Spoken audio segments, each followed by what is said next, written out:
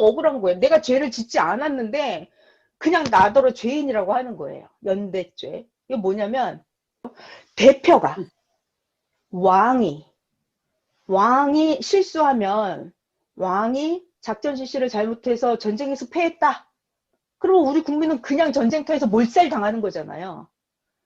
백성이 잘못한 게 없어도 왕이 네. 잘못하면 그럼 백성들은 그냥 몰살당해요. 그러니까 누구 한 명 때문에 그 집단이 다 같이 죄값에 들어가는 거예요. 같이 망하는 거예요. 나는 죄를 짓지 않았는데. 자, 이런 거 많죠. 군대로 가보면 군대가 한 내무반이 있다고 쳐봐요. 학교 체육시간 운동장이라고 쳐도 돼요. 자, 그럼 이건 단체예요. 단체. 군부대 내무반으로 할게요. 이 내무반 단체에서, 자, 중요한 얘기. 군사 한 명이, 병사가 총을 잃어버렸어. 총을 잃어버렸어. 자, 20명 내무반이 있는데 한 명이 총을 잊어버렸어. 19명은 총을 잘 갖고 있어요. 그렇다 하더라도 이 내무반 어떻게 됩니까? 비상이에요. 발칵 온 부대가 뒤집히면서 총 하나 찾아야 되거든요. 한 명이 잊어버렸지만 이 사람들이 다 같이 책임을 져야 돼요. 이게 아멘. 뭐다? 연대죄. 연대죄. 나는 죄를 짓지 않았는데 쟤 때문에 내가 거기에 죄값이 물려 들어가는 거예요. 억울하죠.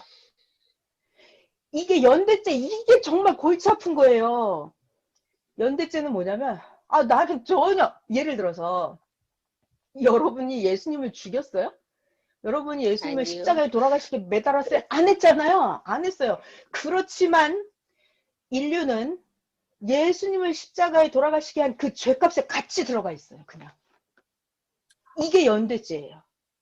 마태복음 27장 이런 데 보면은 예수님이 그 본디오 빌라도가 종교 재판하는 그 장면에서 예수님은 어떻게 하랴? 그러니까 이스라엘 백성들이 대제사장들이 그렇잖아요. 십자가를 못 박으라고 그러면서 예수를 죽인 핏값을 우리들에게 돌리라고.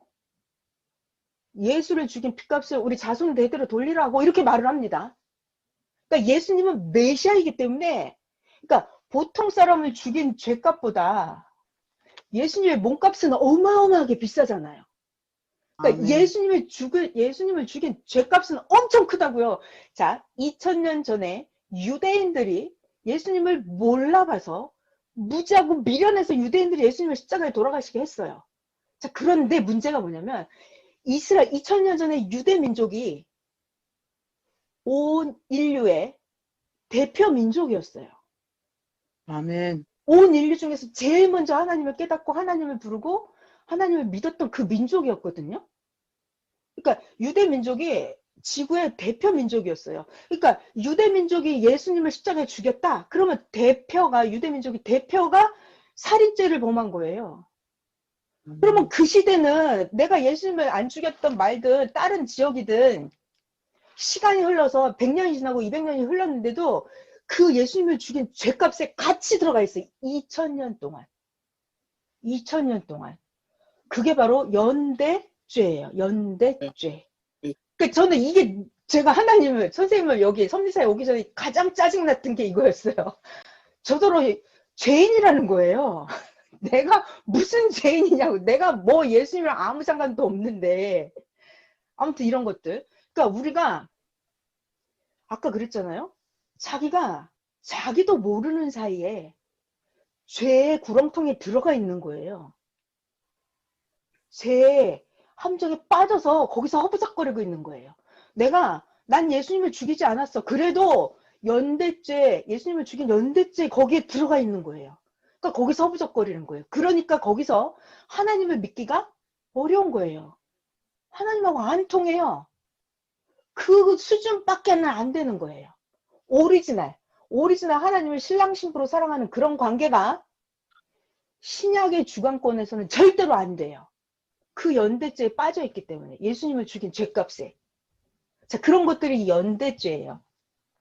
자, 다시 연대죄는 뭐냐면 내가 죄를 짓지 않았는데 죄 때문에, 대표 때문에 그냥 한 가정이 그냥 다 죄로 들어가고 한 민족의 대표가 죄를 지으면 민족이 다 죄로 들어가는 거예요.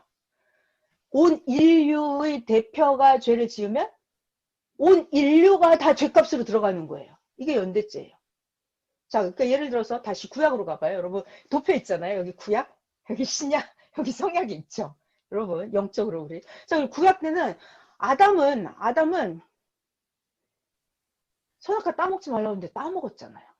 이게 보통 사람이 선악과 따먹고 이성타락한 거랑은 차원이 다른 문제가 돼버렸어요. 아담은 뭐였냐면 메시아급이었거든요. 메시아.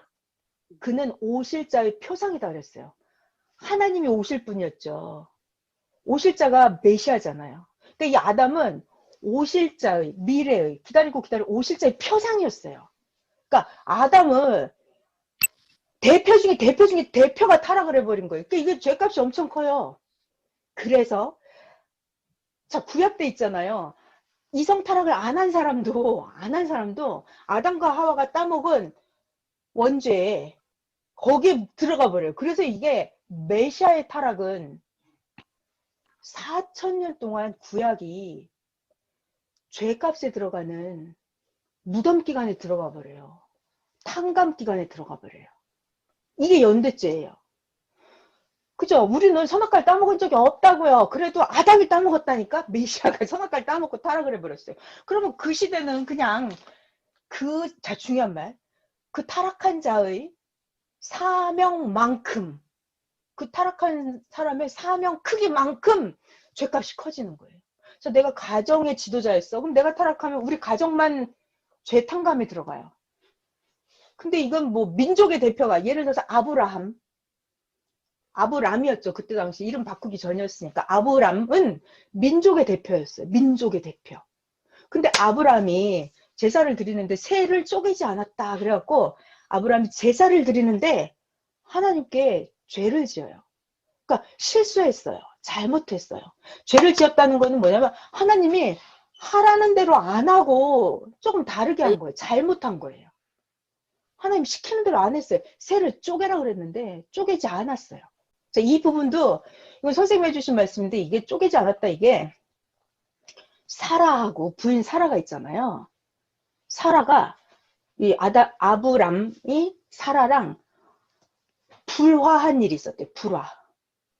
그러니까는 마가복음, 마태복음 거기에 가면은 네가 제사를 드리려거든 형제에게 원망 들을 만한 일이 있거든 먼저 가서 사과를 하고 와서 제사를 드려라 이렇게 돼 있어요. 그러니까 아브람 때 새를 쪼개지 않았다. 이거는 가정적인 불화가 있었는데 거기서 사탄을 쪼개내지 않은 거예요. 그런 상태에서 제사를 드린 거예요. 그러니까 하나님 받아요, 안 받아요? 안 받죠. 안 받. 그런 제사는 안 받으세요. 안 받아요. 그러면 아브라함은 민족의 지도자였거든요. 민족적인 지도자가 제사 드리는 걸 실수한 거예요.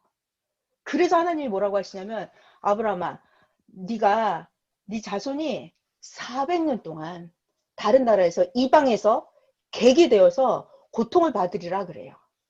그리고 400년 후에 4대 만에 너희가 나오리라 이렇게 말씀하세요.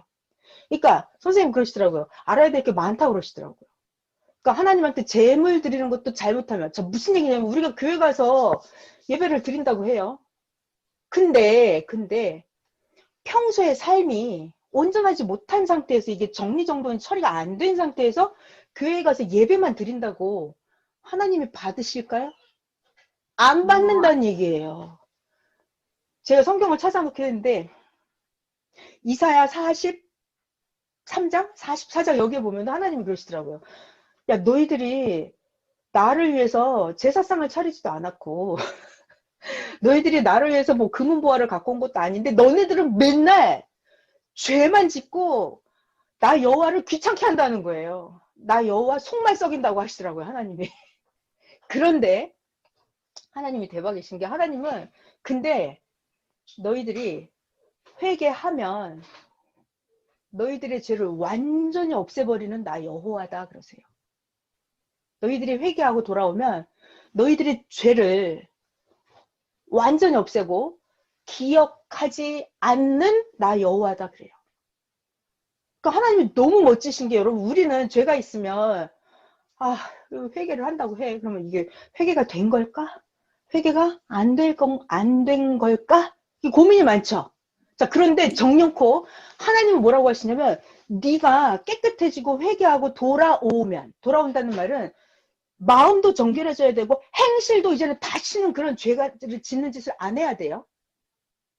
이게 회개예요. 자, 그러면 하나님은 그거를 기억하지 않으신대요.